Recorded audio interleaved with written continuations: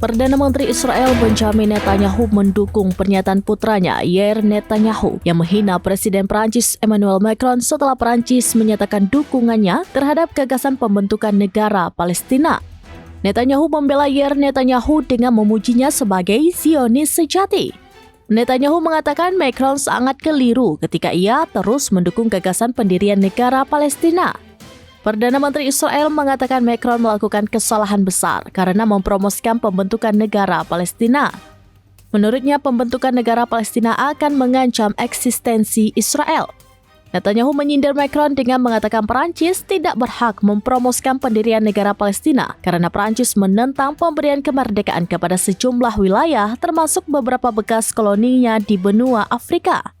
Setelah kunjungannya ke Mesir pada hari Rabu pekan lalu, Macron mengatakan Perancis akan bergerak maju untuk mengakui negara Palestina.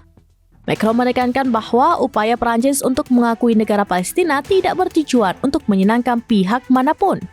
Namun, Macron menggarisbawahi bahwa negara-negara di Timur Tengah dan para pendukung Palestina juga harus mengakui Israel.